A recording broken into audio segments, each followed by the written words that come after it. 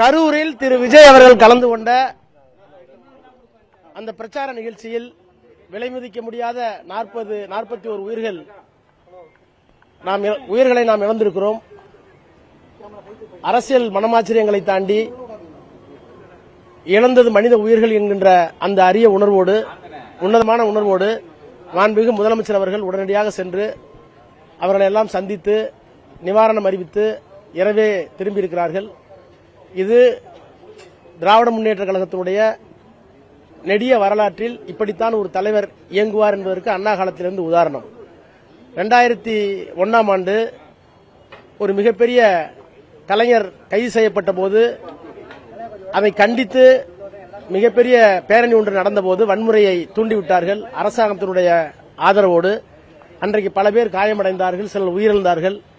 ஆனால் அந்த கோர சம்பவம் நடந்து கொண்டிருக்கிற போதே கலைஞர் தன்னுடைய உயிரையும் பொருட்படுத்தாமல் அதே இடத்துக்கு சென்றார் கலைஞர்.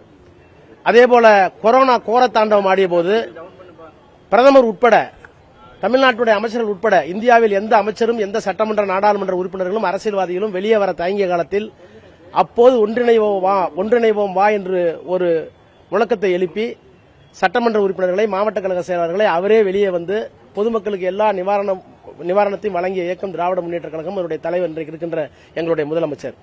எனவே எப்போது ஒரு தேவை வருகிறதோ, ஒரு பரபரப்பான பதட்டம் வருகிறதோ, மக்களுக்கு தேவை வருகிறதோ அப்போது எங்களுடைய உயிரையும் பணயம் வைத்து களத்திலே போய் நிற்பதுதான் திராவிட முன்னேற்ற கழகத்திலே வரலாறு என்பதற்காக சில இந்த உதாரணங்களை சொன்னேன். அதை போலவே இப்போது எங்களுடைய முதலமைச்சர் செய்திருக்கிறார்.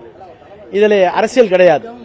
ஆனால் எனக்கு தனிப்பட்ட முறையில் சில கேள்விகள் இருக்கிறது. இப்படி களத்திலே நிற்க வேண்டிய தலைவர்கள் ஏன் கரூரில் களத்திலே நிற்கவில்லை? செய்தி அறிந்ததற்கு பிறகும் அவசர அவசரமாக செய்தியாளர்களை சந்திப்பதற்கு கூட வெட்கப்பட்டுக் கொண்டு பயந்து கொண்டு ஏன் சென்னைக்கு வந்தீர்கள்? ஒன்றை என்னால் உணர முடிகிறது. அவர் ஒரு பிரபலமான நடிகர். அவர் இருந்தால் மீண்டும் கும்பல் கூடும்.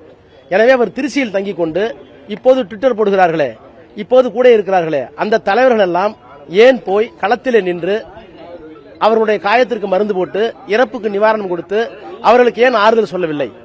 அவர்களை அறியாமல் அவர்களிடத்தில் இருக்கிற கில்ட்டி கான்சியஸ், குற்ற உணர்வு, நம்மால் தான் இது நடந்தது என்கின்ற ஒப்புதல் அவர்கள் மனசாட்சியில் இருக்கிற காரணத்தினால் அவர்கள் ஓடிந்து விட்டார்கள் தான் உண்மை. பிளே ஸ்டோர் மற்றும் ஆப் ஸ்டோரில் இருந்து பாலிமர் செயலியை QR கோடு மூலம் பதிவிறக்கம் செய்யுங்கள். செய்திகளை உடனுக்குடன் பெறுங்கள்.